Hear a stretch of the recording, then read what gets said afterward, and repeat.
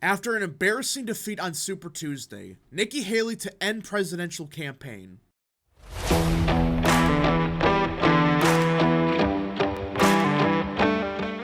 What is up, people of the internet? It is me, Real American, back again with a new video. Today, it is time to talk about the 2024 Republican presidential primary, because everyone, it is official. Nikki Haley has finally suspended her presidential campaign, meaning Donald Trump will be the Republican nominee. I mean, after last night, this was apparent that Trump was going to be the nominee. Hell, months beforehand, we all thought, yeah, Trump was going to be the Republican nominee.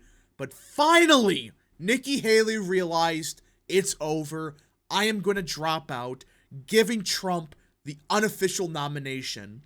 Now, before we continue with today's video, I hope you enjoy these type of videos. If you do, smash the like button down below, subscribe, share with your friends, hit that little bell, follow the social media accounts in the description down below, and of course, join the channel today. Again, folks, all support is greatly appreciated, and yeah. So yeah, Nikki Haley has officially ended her campaign, but I wanted to talk about why.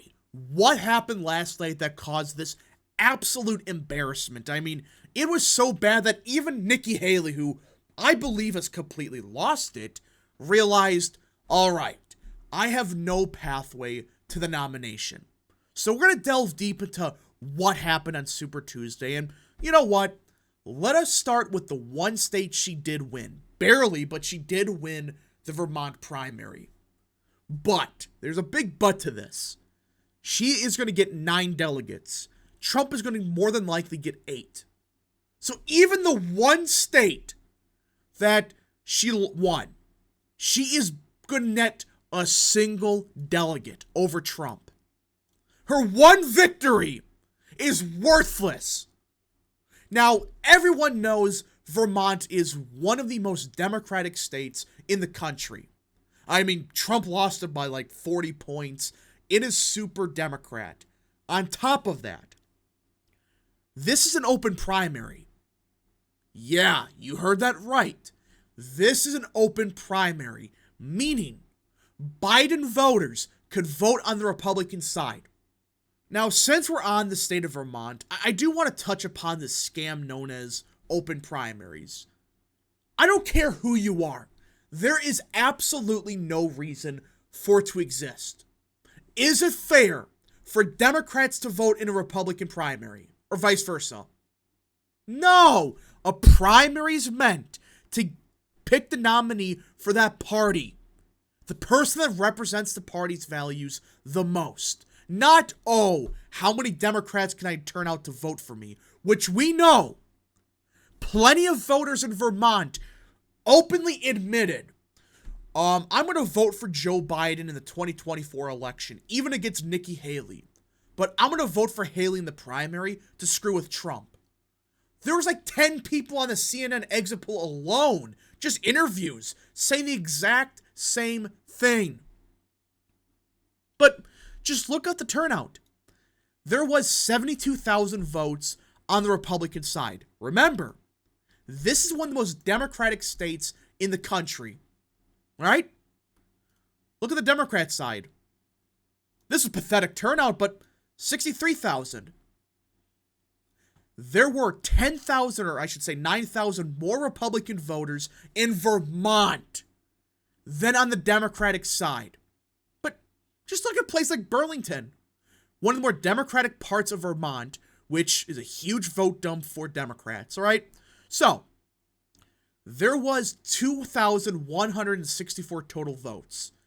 Just for perspective on how many votes this really is. In the 2020 election, Trump got 2,200 votes here. So in a primary, which we know was, roughly 60% the turnout of 2020's general, they nearly had more votes in the primary in one of the more Democratic parts of the state. And take a guess who won it by a lot. Same thing as South Burlington. It is clear Democrats voted en masse for Nikki Haley.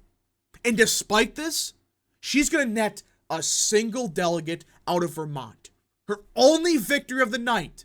She gets 1 delegate because the rest of the delegates, unless something crazy happens, Trump is going to win because Haley did not crack 50%.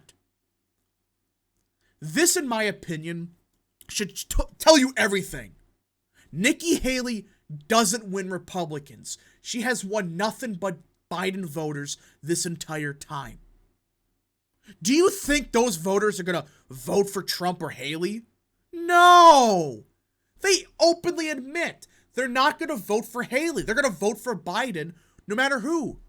But they just voted for Haley to screw with Trump. That's the problem with open primaries. And that's the one state that she won, but by only 4 points. If this was only Republicans, it is Vermont, so it would be closer than, say, Texas. Haley would have gotten like 30%. She would have. She would have gotten crushed, even in Vermont. Not as bad as, say, Texas or Alabama, but still. It was absolutely pathetic that she needed Democrats to vote for her just to win a single state. The most Democratic state in the country, one of the most. Now, as for a couple other primaries, just look at California. Look at this. Trump is getting 78% of the vote. Haley's getting 18%. Trump won every single delegate. Remember how Haley's campaign said, we're going to run up the score in Texas and California? Yeah. You got 18% in California. Now, take a guess what California does for its primaries. Oh, it's a closed primary. That's right. It's a closed primary, and even in California, where Republican voters, there's a lot of conservative ones, but there are many that are more moderate. Trump still won them by like 30 points. So even the moderate Republican, which is, a decent share of the vote in California, Trump won it outright by like, I think the exit poll had him up by 30 points. You could just keep going. Look at Minnesota, another open primary state. Haley only did good in the Democratic parts of the state. Even then, she lost by 41. North Carolina lost by 50. This is a swing state, by the way. And take a guess. Take a guess what type of primary it is. It's a closed primary. Go to Texas, which is an open primary. But we know damn well that Texas is to the right of the country by quite a bit. And she lost it by 60 points. And Trump's strongest part of the state came in the Rio Grande Valley. Hell, look at Dallas, look at Tarrant, look at Denton. Remember this suburban myth of, Trump is weak in the suburbs? Okay. Compared to, say, Romney and Bush, maybe. But Trump won the Dallas area by 30, 40 points. Hell, she won Travis County, or he did, which is the most Democratic part of the state. He won by 23 points. And this was an open primary. I could keep going. Virginia, which has the DC suburbs, the swamp. She barely won Fairfax. She outright lost Loudoun County. She got killed in Prince William. She lost the Richmond suburbs. The only parts of the state she did anything worth a damn was right on the border with DC. Outside of that, she got wiped out. In every single primary, except Vermont, she got killed. I mean, there's not a single one that was relatively close, except Utah, but we know Utah. It's the Mormon Republican. They are going to be more anti-Trump than, say, the average Republican in Arkansas. I mean, just look at this here. Trump won every state by double digits, while Haley barely won Vermont. And she needed so many Democrats to vote for her just to pull that off. And a better example, all right, this is an analysis from the New York Times on how Biden areas voted. Haley won strong Biden areas in 2020 by 12 in Virginia, lost them by 11 in Minnesota. But you could clearly tell Haley only did good in Biden areas that are far more Democrat. They're not going to vote Republican either way, but she did far better with those voters than the rest of the state. So either way, the Republican side, it's over. The primary is finally done. Trump is going to be the nominee. This sealed it. Haley dropped out. She's throwing a temper tantrum, but she got embarrassed. She won D.C. and Vermont, the swamp in one of the most Democrat states. Congratulations. What does that show you about her? It shows you she's not running a Republican campaign. She's running as a Republican, banking on Democrat support. Now, last night was not just the Republican presidential primary. You did also have the Democratic primary, and there were some absolutely pathetic things Biden did last night. For one, he lost American Samoa. Yeah, the American Samoa caucus, he lost to some guy named Jason Palmer. So, Biden's the first president in a couple decades, I think, to lose a primary contest. But number two, look at what happened in Minnesota, which we all know it's a leaning Democrat state. Not safe Democrat. It's not necessarily a toss-up, but it is a state that Trump could theoretically win. Look at the turnout, first of all. I mean, Republicans outvoted Dems by almost 100,000 votes, but look at the uncommitted vote share. 19% of the vote. As of now, uncommitted had 5 delegates in Minnesota. They did better here than in Michigan. I mean, look at Hennepin County, 26% uncommitted. Ramsey, 24%. Anacoa, 20%.